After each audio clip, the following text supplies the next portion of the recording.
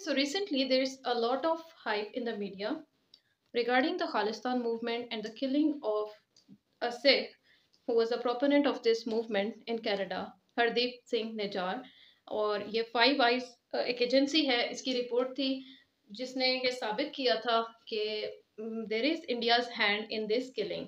और five eyes में कौन कौन सी कंट्रीज शामिल हैं? Primarily the AUKUS countries Canada and New Zealand. और इसकी हिस्ट्री क्या है खालिस्तान मूवमेंट की? तो in 1849 the British conquered Punjab, और we have seen through all those Anglo-Sikh wars के British and the Sikhs were fighting for a very long time, और तकरीबन 3 बड़ी wars हुई हैं उनके दरमियान और numerous operations। अब इसके बाद क्या होता है कि जब ब्रिटिश रूल आ गया तो फ्रीडम मूवमेंट स्टार्ट हुई। अच्छा, उससे भी पहले फ्रीडम मूवमेंट एक तो अगेंस्ट ब्रिटिश थी। 1901 में एक गुरुद्वारा मूवमेंट स्टार्ट हुई जिसमें सिख्स ने कहा that we should reclaim our gurdwaras from the Hindus. और जब फ्रीडम मूवमेंट अपनी पीक पे पहुंची तो जब उन्होंने देखा कि Muslims are demanding for their own separate homeland, then what's wrong with us, हम भी एक सेपरेट आइडेंटिटी रखते हैं, we have a separate culture, religion and separate language as well.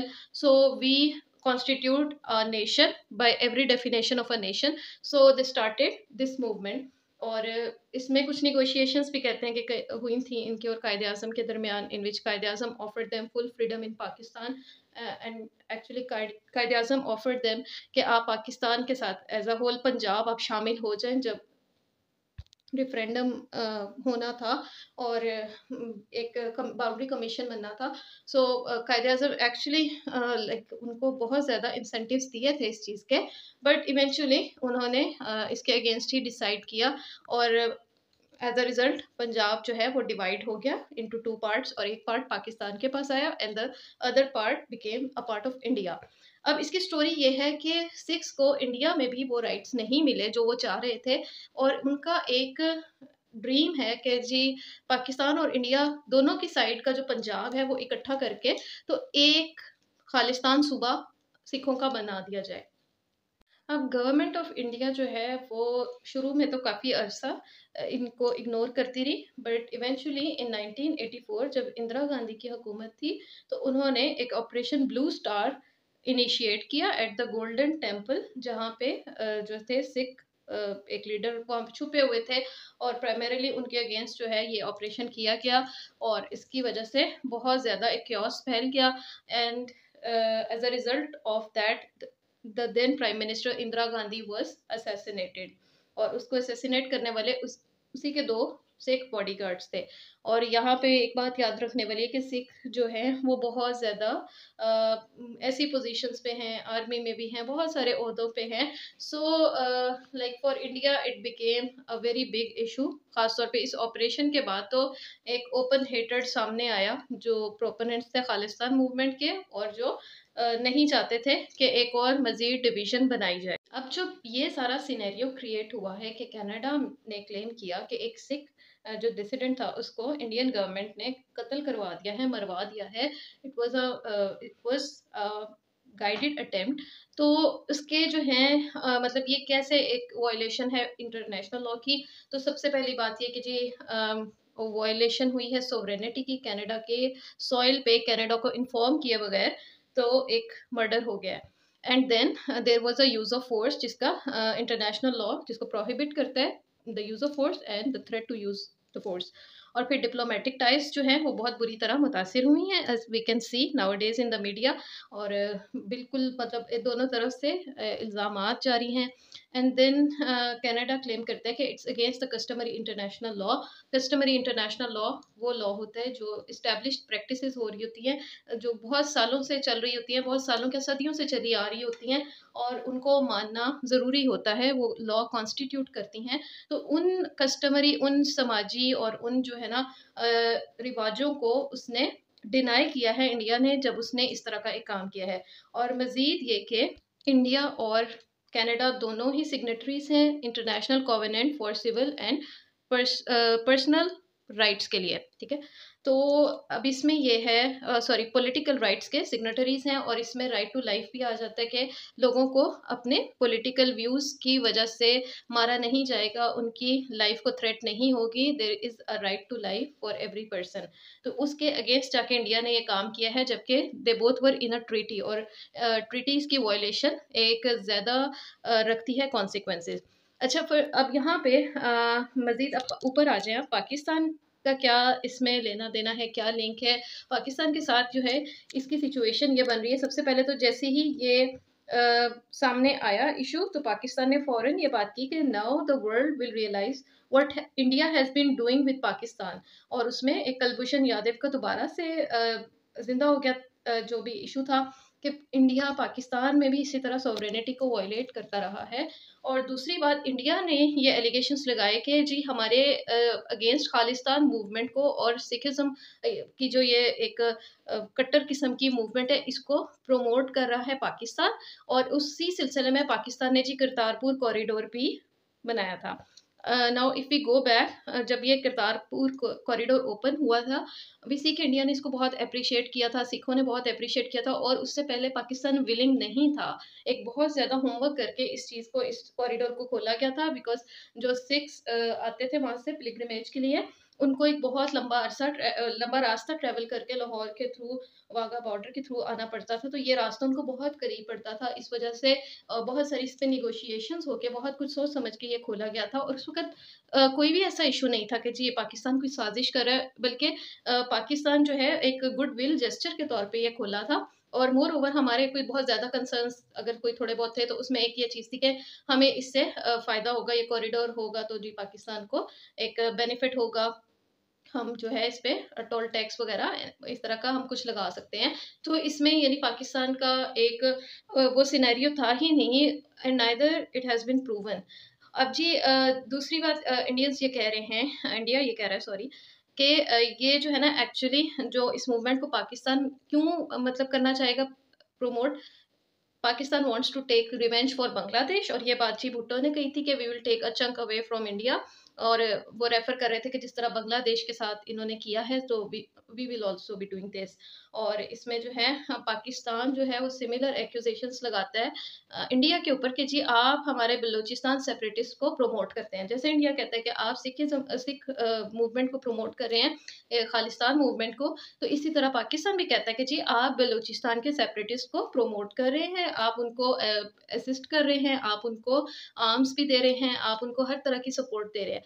और यहाँ पे आयरनी ये है कि बहुत सारे बलूच सेपरेटिस्ट भी जाके कनाडा में ही पनाह लेते हैं। So both of this countries are fighting over their dissidents जो कि रिजाइड कर रहे हैं, both are residing in Canada.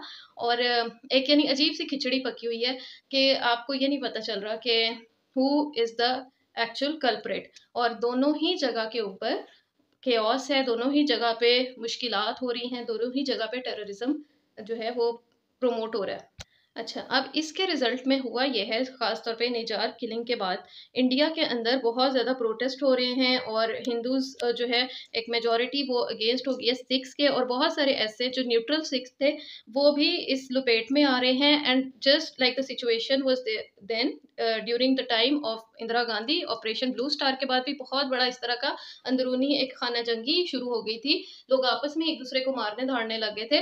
The same situation is turning now in India. और उस पे इंडिया ये कह रहा है कि ये सारा कनाडा का किया धरा है, फॉरेन पावर्स का किया हुआ है, ताकि इंडिया में डिस्टेबिलिटी आए, और उसमें साथ ही वो पाकिस्तान को भी घसीट रहा है, जो कि अप टिल नाउ इस सिचुएशन में बिल्कुल भी किसी किस्म का कोई उसका ना साबित हुआ है, ना कोई किरदार था। तो यहाँ पे कि क्या जी foreign mechanisms do they happen like this.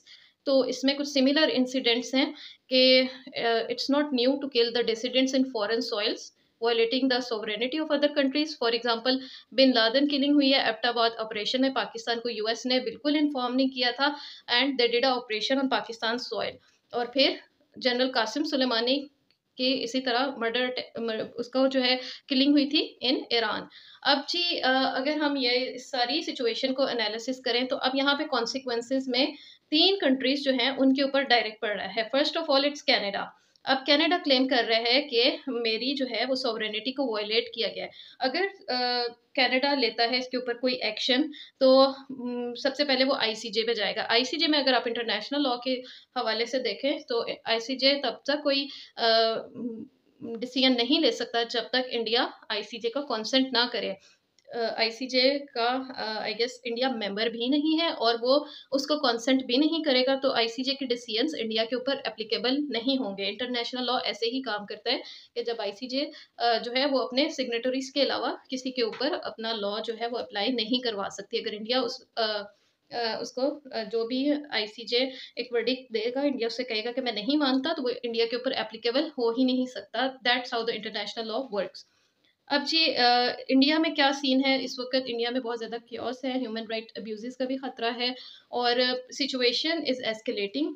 Violence बढ़ रहा है, और पहले भी बढ़ रहा था। Like it was against the Muslims, जो हिंदुत्व मूवमेंट थी। और मणिपुर का भी इंसिडेंट हुआ, वी हैव सीन कि वहाँ पे माइनॉरिटीज़ के साथ बहुत ज़्यादा जो है ना एक इनजस्टिस हो रहा था। एंड देन अब ये सिखिज़्म जो है, sorry this word slips again and again, जो खालिस्तान मूवमेंट के बैकड्रॉप में सिखों के ऊपर जो है अब एक क्रैकडाउन हो सकता है। So situation doesn't seem good anyway.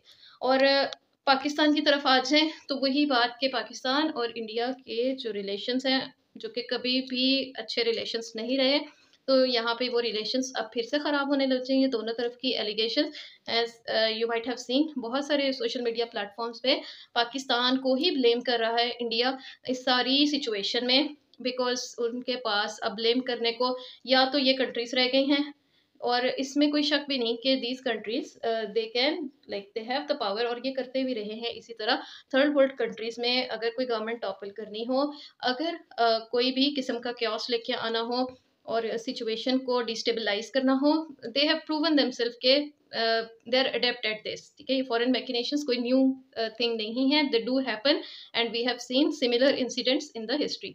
और but Pakistan, as always, has denied all these allegations, because Pakistan is itself a victim to terror activities. Balochistan issue को लेके पाकिस्तान के भी बहुत सारे कंसर्न्स रहे हैं हमेशा से। इंडिया के और बलोच सेपरेटिस्ट के ताल्लुकात बिल्कुल ओपन बुक की तरह हैं।